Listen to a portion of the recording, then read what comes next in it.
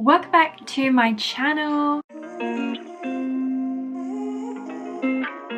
Today's video, I really wanted to do like a quick video about the word slim thick that we see everywhere, and I'm not gonna lie to you, I've also used that buzzword to enhance people in, put it on my Insta bio, I used to. But what does that phrase or that word really mean? And I mean, everyone interprets it a little bit different. Some people think it means really, really thick, you know, in like an itty bitty tiny ways. And some people think slim thick is thick as in lean, muscly, athletic, a bigger booty specifically and leg, but the rest of the body is quite lean, minimal fat, quite slim, you know, their stomach is maybe very toned and has a bit of abbage going on, if that's a word. Obviously other people just perceive them as just a very, very thick. So take it as you will, but today's video is a super quick video, no BS, just straight to the point about how you can actually achieve this slim thick body that, you know, you see this word getting thrown around everywhere, and maybe you want to achieve this as well. In this video I am going to talk more about the athletic, healthy side of it. So, you know, being slim, minimal fat, lean stomach, less fat around the body, and being thick in terms of nice muscly legs, muscly glutes. And I don't mean like crazy muscly, just a little bit thick, you know, lean muscle. And I know I throw around the word like I'm slim thick, but to me, like, I do perceive my body being the slim thick that I perceive in my head. Of course, like I mentioned, everyone's different, but I'm going to talk about it in the terms of losing body fat and having booty and leg gains, really. First of all, what I would recommend, there is a few different things that you could do to achieve like the slim thick kind of look, but this is my recommendation as a coach and as a personal trainer. Although I always tell my clients to focus on the goal that they are most kind of worried about, or that's the most important to them, whether that's putting on muscle and putting on weight, or losing weight and losing fat. But for this video, I would strongly recommend, and if I could to everyone, I would recommend, if you want to obviously follow the slim thick route, to go down the thick route first. Because obviously when you're on your thick journey, or you're putting on weight or muscle journey, you are inevitably going to put on fat around the body as well. So getting really slim and then working on the thickness and then gaining fat, it's like you're going a little bit backwards again. And it's completely fine if you're really focused on losing fat and, you know, that's your main goal, then you can do that, get to a level where you're quite healthy, and then, you know, slowly do like a reverse diet and increase your calories very slowly into, you know, maintenance, and then maybe a little caloric surplus. But I would focus getting lean first, going down the route of a caloric surplus, which is basically progressively overloading your weight, increasing your weight. Weight training is very important, and the main thing in a caloric surplus is eating in a surplus, so eating more calories than our body burns, and focusing on prioritizing protein, which is really important, especially when you are, you know, progressively overloading and trying to build up muscle. So that's the main thing that I would focus on to get thick.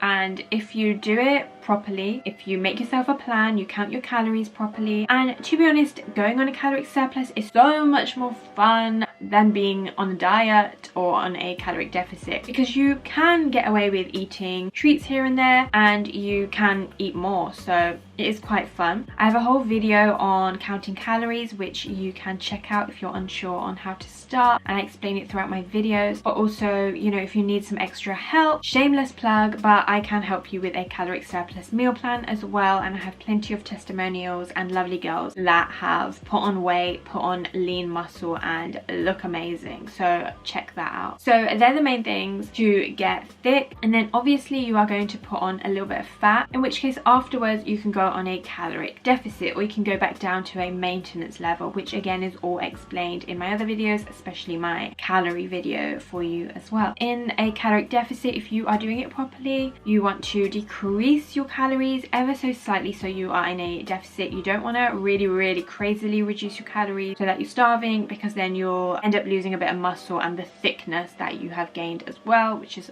what we don't want to do. So you just want to reduce your calories slightly. You can do it slowly by slowly, or you can just reduce it to a nice comfortable number. Again, weight training is a must, whether you are in a caloric surplus or a deficit. Weight train. You can add a little bit more cardio in your deficit if you want to and if you enjoy it, but you know, you don't have to do it any more than like twice a week if you don't really want to. But increasing your steps is very important. You know, if you can't commit to cardio all the time, make sure you're weight training, and then definitely increase your daily kind of steps and your daily movements as well. Also, again, prioritize on protein. That's very important, and again, you do that whether you are in your caloric surplus or your deficit, and you just want to make sure you're eating your carbs, protein and fats. We don't cut out any macronutrient over here, and then that will help you retain your muscle and your thickness, but slowly try and lose any kind of excess fat that you've gained, so you've got a nice toned body. So that's the super quick, like, what slim thick kind of means to me, how to get that slim thick body. Obviously it's quite easy to talk about, but you have to go and plan it, and then you actually have to do it. You have to make sure you stick to it. Actually doing the stuff is not the hard part. The hard part is being consistent and disciplined with it. So don't wait on motivation to kind of come and find you, because motivation may never be there. She is sometimes non-existent in my life also, but consistency and discipline carries me,